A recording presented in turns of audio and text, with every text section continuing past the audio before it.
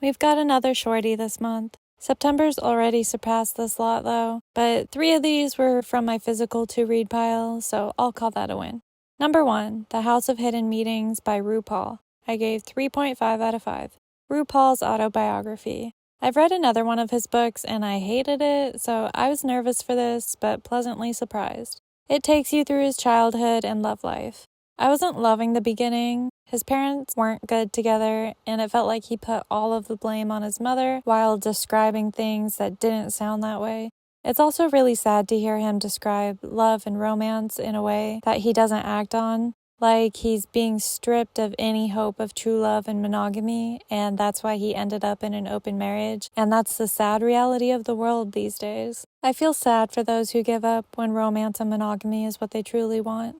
Him meeting his future husband in here is so cute. They were at a dance club, and Rue loved how tall this man was, and he had the man lift him up. Rue showed him his world, said he was too young, but then changed his mind and tried it anyway. I don't fully understand the timeline though, because this came out this year, and he's still married, but this ends with him and his husband separating. It's a good story, whether or not I like all of his beliefs. I'll leave you with a quote from here that I like describing the people of today. Sleepwalkers in a walking dream. Number 2, Dear Apocalypse Book 1, The Balloon Hunter, a found novel by Hugh Howey and Eleanor Taylor. I gave 4 out of 5.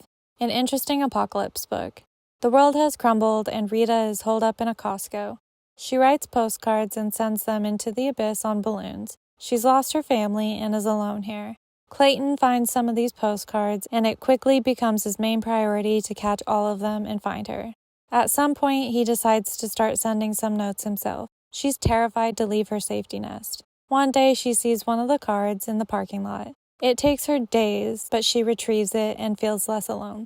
She starts writing to him directly in some, but continues with her usual notes. It's kind of sad the way it shows how different the loneliness can be. For her, she's just happy to have someone listening and wants company. She's very innocent in her longings. He, on the other hand, is intensely obsessive and sounds dangerous. He says cuddling is better than sex, but also constantly fantasizes her being in a bikini and them ravaging each other. She had previously had a husband who cheated on her, and her brother died.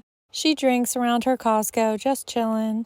Clayton's more like, I've killed lots of people and I like it too. I can't wait to find you and have a warm body to lay beside. And I love you and I killed someone else today. He had one of your postcards in his pocket, that sick motherfucker.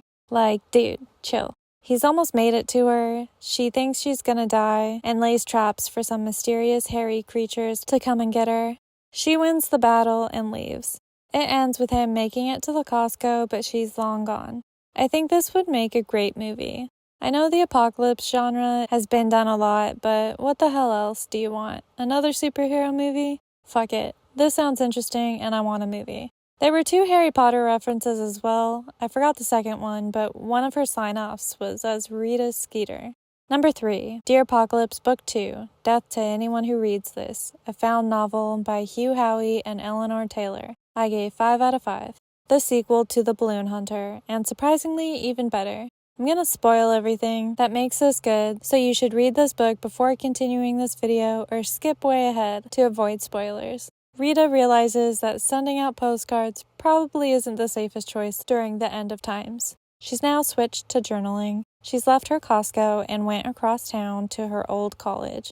Someone's found the journal and is writing on the backs of pages. Her entries are going from Costco to the college, and the other entries are the opposite directions on the same highway. As Rita's making it across town, she's a bit bubbly and has hope. The back entries bothered me a lot at first. They were being so critical of Rita's mistakes, like the postcards and everything else. They're making their way up the highway and killing anyone and everyone who comes near. Rita meets a man named Tony G who is obsessed with her and the postcards. He creepily watches her sleep until she makes a break for it. She falls into someone's elevator shaft trap where she theorizes a group of people there are barbecuing humans. She breaks free and finds an office building with a sneaky way to get up high, which she does, and meets Wilma. They become friends for the end of the world and bond. Tony G spots Rita from the window and hollers incessantly. He throws a rock in the window saying, "She lies, don't trust her." And Rita quickly hides from Wilma, who Rita has told she's Dakota. Rita sends a message to Tony G telling him how to get up to them, and she sets a trap to do her first kill. She kills him, and as he's dying, he says that he tried to warn her. Rita realizes then that the note was meant for her, and she finds documents in the office of a Wilma that's not who she's been with. Then Wilma shows up and shoots at Rita, who grabs the gun, and it blows her right hand. She manages to stab this not Wilma person to death and leaves the building. Here, I got so annoyed that they didn't change the handwriting back to Rita's. It's the same as the criticizer's handwriting. Then she says how she has to try writing with her left hand now after being shot. And I was like, oh, it was her the whole time on the other side. So she leaves the building, travels back to her Costco, killing everyone along the way. Once she gets to her Costco, she sees a trap of hers worked, and there's Clayton begging for help. And I almost felt bad for him before I remembered him saying he didn't know if he'd be able to control himself when meeting her. And then I didn't feel bad. She kills him, and she gets her Costco back. What did we learn here today? Don't go outside. This was really fun, though. They aren't perfect. They never really explained who Wilma was, how Tony G knew her, why Tony G was creepy but trying to help, if Clayton is full of evil, or what the hairy monsters in the first book were at all. And those cannibals with the child working for them to bring her water. What? It may not be the most fleshed out plot, but the handwriting mistake I found actually ended up being really clever.